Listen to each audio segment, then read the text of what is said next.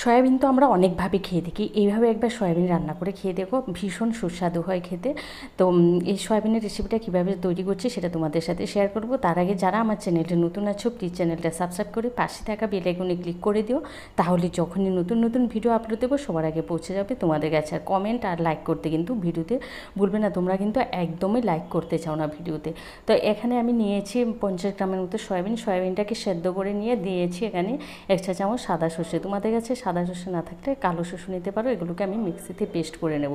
তারপরে দিয়ে দিচ্ছি 3 চা চামচ সর্ষের তেল, দিয়ে দিচ্ছি 4-5টা শুকনো লঙ্কা, এগুলোকে আমি ভেজে তুলে নেব। এবার ওই শুকনো লঙ্কা তেলে আমি দিয়ে দিচ্ছি 3টা পেঁয়াজ কুচি। এখানে আমি মাঝারি সাইজে 3টা পেঁয়াজ নিয়েছি। পেঁয়াজগুলো দেওয়ার পরে দিয়ে দিচ্ছি স্বাদ মতো নুনটা দিয়ে এবার পেঁয়াজটাকে আমি একটু ব্রাউন করে ভেজে নেব। পেঁয়াজটা ব্রাউন করে ভেজে নিলে এর সুন্দর একটা ফ্লেভারও আসার খেতেও বেশ ভালো লাগে। তো এইভাবে পেঁয়াজটা ব্রাউন করে ভেজে নেওয়ার পর আমি ওই যে সয়াবিনটা বেটে রেখেছি না, সেই সয়াবিন বাটাটা আমি এখানে দিয়ে দিচ্ছি।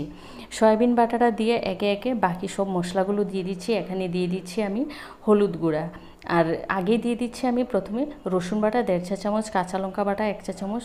ঝালটা তোমরা পছন্দ অনুযায়ী দেবে, কারণ শেষে কিন্তু আমি শুকনো লঙ্কা ভাজাটাও এখানে অ্যাড করব। তারপরে দিয়েছি সামান্য নুনটা কিন্তু আমি আগেও দিয়েছি পেঁয়াজ ভাজার সময়। হলুদ গুঁড়া 1 চা চামচ, আর দিয়েছি কাশ্মীরি লঙ্কার গুঁড়া 1 চা চামচ দিয়ে এবার এগুলোকে বেশ ভালো করে কষিয়ে নিতে হবে। অনেকক্ষণ ধরে বেশ ভালো করে মিডিয়াম আছে কিন্তু কষিয়ে নিতে।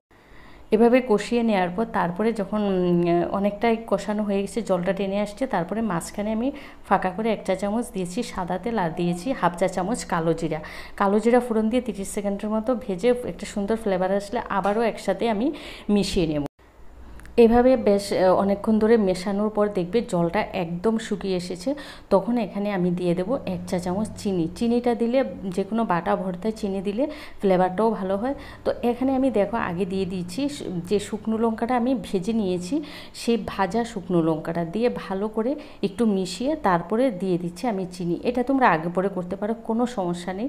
এগুলো দিয়ে চিনিটা দিয়ে তারপরে দিয়ে দেবো আমি সর্ষে তেল। যে কোনো ভর্তার মধ্যে কিন্তু একটু কাঁচা সর্ষে তেল ব্যবহার করলে তোমার খেতেও খুব সুস্বাদু হয়। তো ভর্তাটা যখন হয়ে আসবে তখন শুকনো লঙ্কা আর চিনি আর কাঁচা সর্ষে তেল দিয়ে বেশ ভালো করে এভাবে দেখো আমি মিশিয়ে নিচ্ছি। তো ভর্তাটা কিন্তু পুরোপুরি তৈরি, প্যান থেকে দেখো একদম ছেড়ে এসেছে, একদম জলটা শুকিয়ে গেছে। এবার আমি একটা প্লেটে তুলে নিয়েছি। তোমরা দেখতে পাচ্ছ ভীষণ লোভনীয় হয়েছে। আর গরম ভাতে এই একটা ভর্তা থাকলে আর কিন্তু কিছুই লাগে না, ভীষণ সুস্বাদু হয়। তোমরা একবার অন্তত এটা ট্রাই করে দেখো, বেশ অন্যরকম, এমনকি খেতেও খুব সুস্বাদু হয়। ভিডিওটা ভালো লাগলে তোমাদের আত্মীয় স্বজন বন্ধুবান্ধব সবার সাথে বেশি বেশি করে শেয়ার করে দিও। আর যারা আমার চ্যানেলে নতুন আছো প্লিজ চ্যানেলটা সাবস্ক্রাইব করে আমার পাশে থাকো। আর ভিডিওতে কিন্তু লাইক কমেন্ট শেয়ার করতে ভুলো না। তোমরা অনেকেই ভিডিও দেখছো কিন্তু লাইক করতে তোমরা কিছুতেই চাও না, প্লিজ দয়া করে একটা লাইক করে দিও। ভালো থেকো, সুস্থ থেকো, তোমাদের সাথে আবার দেখা হবে নতুন ভিডিও নিয়ে। আজকের মতো